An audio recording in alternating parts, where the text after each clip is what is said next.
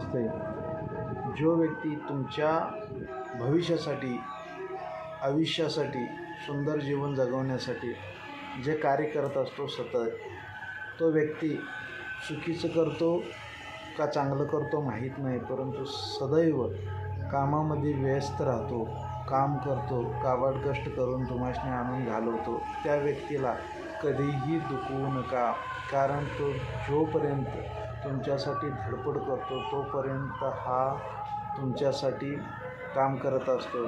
परंतु ज्या दिवशी तुम्ही त्या व्यक्तीची कदर करत नाही, त्या दिवशी तो नसल्यानंतर त्याची जाणीव होईल आणि त्यानंतर तुम्हाला खरंच आपण काय चुकलो हे ज्या वेळेला कळेल, त्यावेळेला तुम्हासनी ती वेळही तशी नसणार आहे, का तर त्यावेळेला तो पूर्ण वेळ निघून गेलेली असणार आहे.